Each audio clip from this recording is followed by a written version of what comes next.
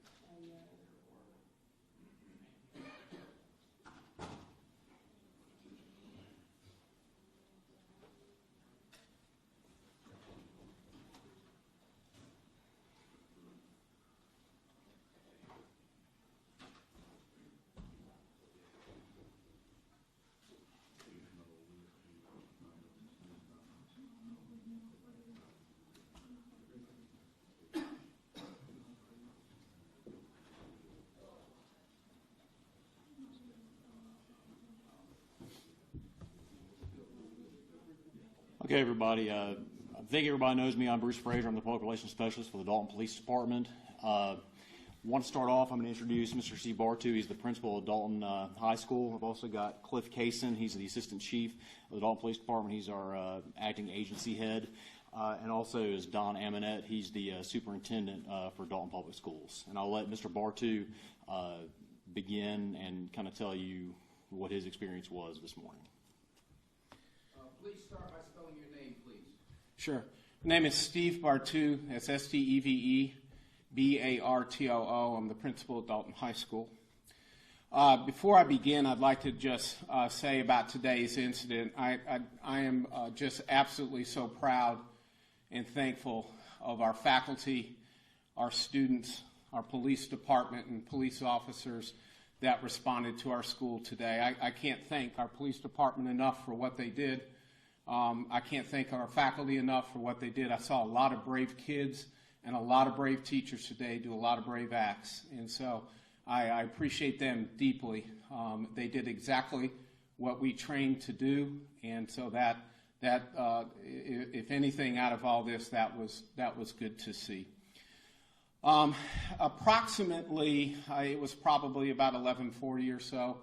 I got a call on my radio to respond to one of my assistant principals who asked for assistance to come up to an area of our school for assistance. So I left, and I was in the main office when I got that call and left and went up there. As I was responding to that, I noticed that she was helping students into a classroom that were a couple doors down from where she was. I got to her. She mentioned to me that the teacher that is involved with this situation was not letting students into his classroom. So we got his students situated into another teacher's classroom. She told me that he was telling people to go away and not to come in. So I went to the classroom, and I attempted to enter the classroom, and he slammed the door. I didn't get the door open very far, but he slammed the door and hollered, "Go away, don't come in here." He had some nonsensical noises that were made as well. At that point, I radioed for our SRO, who at that point was not on our campus, but it had gone to our middle school campus. I asked for our front office and then also my assistant principal, who was there with me, to call our SRO to let him know that we needed him back on campus. And she was able to get a hold of him. I was able to talk with him on his cell phone. During that time before then, there's a classroom that's right across the hallway from this teacher's classroom that was involved with the incident. And we took those kids and relocated them as well, so we kind of had a safe area around. And when I told our officer that he just wasn't making any sense, wasn't allowing kids into his classroom, so he was coming back to campus. We hung up the phone. I came again to knock on the door, and I told him, I said, "Hey, it's me, it's Steve Bartu." And I put my key in the door, and again he slammed the door before I could open it and said, "Don't come in here, I have a gun." And so at that point, I put our school into a threat lockdown immediately. And it was shortly after that I heard a gunshot, and we were into a threat lockdown at that point. Again, we followed the procedures for a threat lockdown to the T. Things went well. It seemed like literally with just a matter of minutes or so, we had officers responding on scene. We did evacuate a part of the hallway, and where the classroom of the incident took place. Officers helped us do that and cleared that area of the building fairly quickly, got kids into a safer location. They were safe, but got them into a safer location of the building. And again, I can't tell you how proud I am of our kids and our teachers for making that happen in a very quick and timely way. So basically, that's my response to the incident. At that point, at the direction of the police department, we decided to go ahead and evacuate the entire school to our agreed upon reunification, which is here at the Trade Center right now. And we evacuated the building and evacuated kids by bus, and our faculty and our staff by bus. The building is now clear. There are no people in it except for our law enforcement agencies as well. So all staff and all students are safe. Nobody got hurt in this particular incident, with the exception of one student who twisted, I think, her ankle a little bit. Her parents are aware of that, and we've talked with them as well. So we thank God that nobody got hurt. So. Will there be school tomorrow? We're going to talk about that later on this afternoon to make determinations what the next steps are. When was your last active shooter training for the school?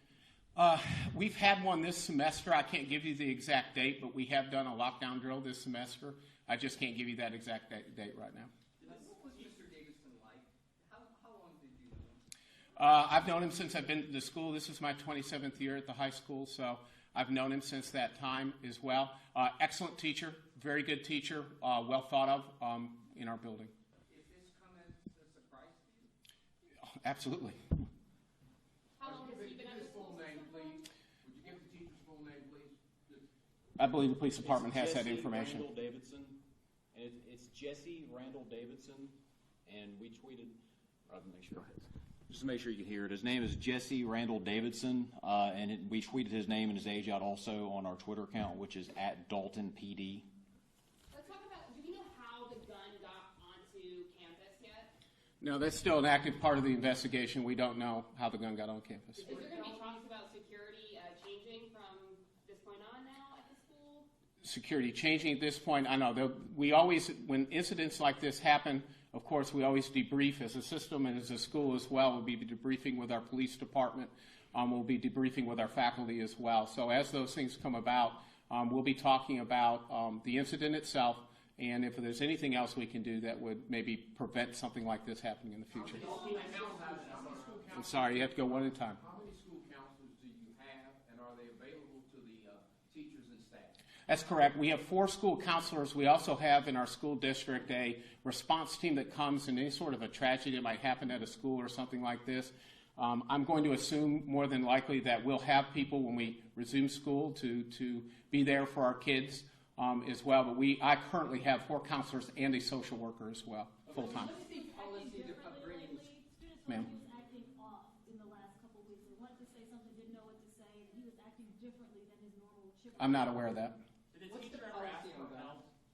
Sorry? Did the teacher ask for help in terms of depression? We heard he was depressed. Did he ask for help from counselors? As far as I know, he was fit to be at work, and I'm not aware of any current depression of any sort. What's the policy on guns bringing on campus? You can't bring them on campus? Is it a felony? I don't know. The police department have to respond to that. You mentioned earlier that you were surprised that this happened, especially because of Mr. Davis. It was because it was him. Why are you surprised? Well, because he's so well. I mean, he's a good teacher.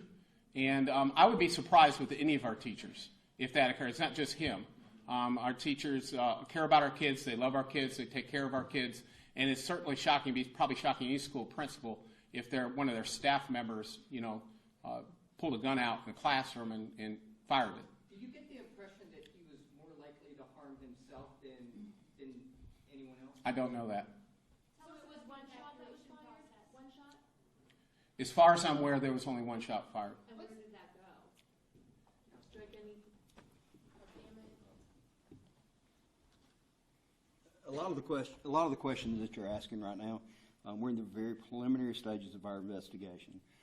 We plan on getting the details that you're asking about and providing that information, hopefully either later today or as it becomes available later this week. At this point in time, we only are aware of one shot that was fired inside the room, and it was fired through a window that went outside of the building itself. But we don't have any additional details on that right now. The investigator that has interviewed and spoken to Mr. Davidson, I haven't had the opportunity to sit down with him yet to see what they've gleaned from that interview.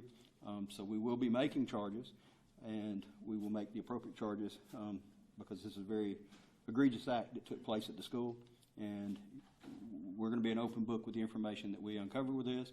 As soon as we get that information available, we will push it out to the media to make sure that you know what we know about this. Because Say your name and rank, please. I am the assistant chief. I'm the acting agency head for the Dalton Police Department right now. My first name is Cliff, C-L-I-F-F. My last name is Cason, C-A-S-O-N. What is his condition this evening? Where is he right now? Is he There were no injuries, as Mr. Barty said, either with the suspect on this or any of the children that was caused by this individual. He is currently at the Whitfield County Jail, and our investigators will be filing charges on him. Can you tell us how he was arrested? Did he surrender, or how was he taken into custody? Our school resource officer, Bart, was on scene there. He has a relationship, very close relationship with the staff at Dalton High School. Once he got back on scene from the junior high, he responded up with the officers that were containing the room. He spoke to the teacher involved and was able to persuade him to come outside and surrender without causing harm to himself or making us cause harm to him. So very, very proud of this officer and everything that he did to render this horrible situation safe as quick as what he did. So. Is he undergoing a mental evaluation right now? At this point, there is no mental evaluation that takes place. The court may decide that they would order some type of evaluation to take place, but we're just in the very preliminary stages of making a charge. There's nothing other than us taking him into custody that I can share with you on that right now. But, it is something that is likely to take place, that a judge may want to review the circumstances and the mental status of this individual, but we just don't know right now. Did something change in his life recently, in his personal life, that anyone is aware of at this point? The police department is not aware of anything to do with this individual's personal life. We've not had contact with him in any recent time, and based on that, we don't have any information to share with you on that. You mentioned that the school resource officer, was he on campus when the incident first happened? The school resource officer today was actually over at the junior high for a few minutes. He'd went over to check on something with that staff, and while he was doing that is when the incident occurred. But typically he is on the ground from the time before the students get there in the morning until after the students leave in the afternoon. It was just one of those situations where he actually had stopped by the junior high to address an SR issue over there, and that's how he came to be off campus at the time. Do you typically have a school resource officer at every school? Not every school in the city. The middle school and the two high schools have resource officers assigned. We handle the other schools within the city with the SROs. Actually will do drop-in visits. They have extra schools assigned to them that they do follow-ups with the administrative staff there. But the patrol officers will stop by, do lunch, and visit with the staff as well. So we do have a pretty significant presence on a regular basis. We have a wonderful relationship with the Dalton Public School System, and I really want to commend them for what they did today. Our job would not have been nearly as easy to execute today if it wasn't for how well they did in doing their lockdown drill, because it was flawless. When we got there, they directed us where we needed to go, and it made things so much easier for us because it wasn't mass chaos like you see a lot of times. The kids did exactly what they were supposed to do. The educators did what they were supposed to do, and it let us do what we needed to do to have this successful conclusion today. Can you describe the teacher's demeanor when he was taken into custody and things that he was saying to law enforcement or school officials? I cannot. I was not at the scene when the arrest was made. I was handling other duties. I'm sure that observations that were made by the arresting officers and the interviewing officers will be included in the narrative of the report that's done. But at this point, I don't have any further details that I can share with you. But when that report is finalized and it is made available to you, we'll be happy to answer additional questions for you on that at that time. Steve, if you can tell us about the lockdown drill, what was that drill like? Walk us through that. It's what we call a threat lockdown at our school. And basically it was exactly like I described to you. During a threat lockdown in our school, our teachers are instructed to first check in the hallway. If there are any kids in there, they gather them up, they get them into their classroom. They then lock their classroom and turn off lights and move kids out of any windows or any area that perhaps somebody could look into. It was done very quickly, very swiftly. And I can't tell you enough about how absolutely proud I am of our staff and our students for executing this plan very well. As a principal, how frightening was that situation? It's scary, real scary. But it took me a minute to collect my thoughts, particularly after I'd heard the gunshot.